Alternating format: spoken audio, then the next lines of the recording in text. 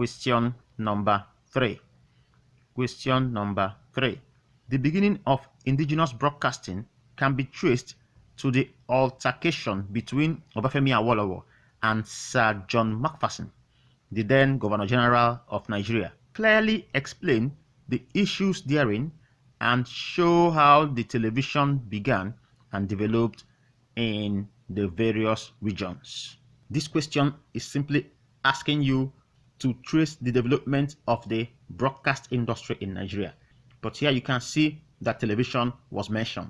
In another question, you could see radio being mentioned. In another question, they may mention Sir John Macpherson and Awolowo, and then say you should trace the development of television or broadcast media in Nigeria from their quarrel. Some others may not mention it. They will just tell you, trace the development of broadcasting in Nigeria. So this question is simply saying, briefly trace or briefly explain or briefly chronicle the development of broadcasting in Nigeria. Any question you see talking about development of broadcasting in Nigeria, especially mentioning television broadcasting in Nigeria, this is the response that you will use.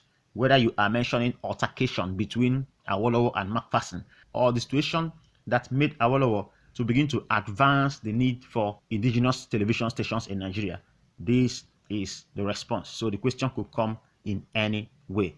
So let's look at the answer. Indigenous broadcasting in Nigeria could be said to have started based on a note of friction, based on a misunderstanding between two political bigwigs in Nigeria in the 1950s. Here's what happened. In 1953, the leader of Action Group political party, Obafemi Awolowo, had criticized the newly introduced Macpherson Constitution. The British Governor General at that time, Sir John Macpherson, went to the Nigeria Broadcasting Service, NBS, which was a federal government-owned radio station, and made a broadcast during which he defended the Constitution and criticized Awolowo for his actions. Awolowo went to the same radio station, NBS, and requested that he should be given equal time to defend himself against the criticisms of the Governor General, but he was denied the right of reply by the radio station. This got him angry. His Action Group party members were not happy too. As a result, a member of the Action Group moved a motion in the Federal Parliament to make NBS a statutory corporation. That is to say, the Parliament would take over control of the radio station. That was in 1954. Agitations continued, and that same year, that's 1954, a suggestion was made at the Parliament that broadcasting in Nigeria be in the concurrent list. That is, the regional governments will have power to operate broadcasting stations, and the federal government will also have the power to operate broadcasting services. This was eventually approved and backed by law, paving the way for regional broadcasting to commence in Nigeria. That was in 1954. 5 years later, in October 1959, the Western region established the first television station in Nigeria, Western Nigeria Television, WNTV. It was also the first in Africa. The WNTV had its station identification slogan as First in Africa. A few months later, in 1960, the Western Nigeria Broadcasting Service established a radio station. In 1960, the Eastern Regional Government established Eastern Nigeria Television, ENTV, under the auspices of Eastern Nigeria Broadcasting Service. The identification slogan of the station was second to none. The Eastern Nigeria Broadcasting Service also established a radio station. In 1962, the Northern Region launched their own broadcasting system called Broadcasting Corporation of Northern Nigeria, BCNN, and established Radio Kaduna Television, RKTV. That was how indigenous television broadcasting started in Nigeria. Question number 4. Question number 4. The Empire Radio Service of the BBC had the foundation for what became the Nigerian radio broadcasting system. Trace the history of radio development in Nigeria. Make reference to major milestones up till the deregulation of the broadcast industry in Nigeria. So the question is asking you to provide the history of radio broadcasting in Nigeria. So it could come in any shape. It could say, provide the history of radio broadcasting in Nigeria. The fact is that any question that talks about development of radio in Nigeria from any angle, you can use this response to handle it. So we're going to provide the major milestones in the history of radio development in Nigeria up till the deregulation of the broadcast industry. That's the easiest way to respond to this question. Use the milestones we're going to provide to respond to this question. Radio broadcasting began in Nigeria in 1933 with the establishment of Empire Service of the British Broadcasting Corporation (BBC) in Lagos. It was established as a radio distribution system (RDS) under the Department of Post and Telegraph. As a radio distribution service, this means that it was used to relay foreign programs of the BBC, no local content at all.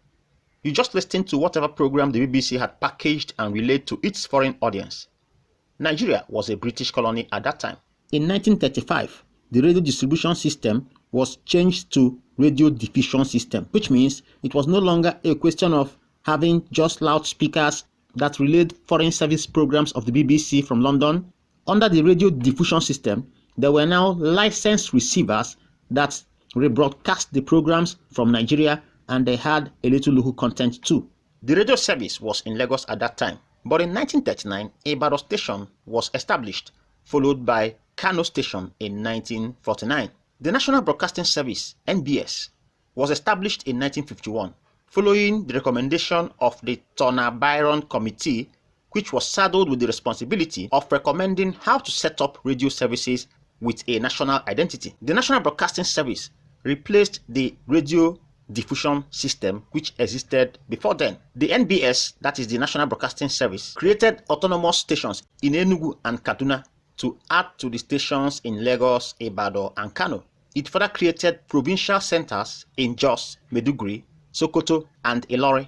The Federal Parliament decided to reorganize NBS, that's National Broadcasting Service, into Nigeria Broadcasting Corporation, NBC, in 1957. Nigeria's independence in 1960 helped local broadcasting to develop further. In 1961, the Voice of Nigeria, VON, was established as the external service of the Nigeria Broadcasting Corporation. In 1978, the Nigeria Broadcasting Corporation was reorganized and transformed into Federal Radio Corporation of Nigeria, FRCN.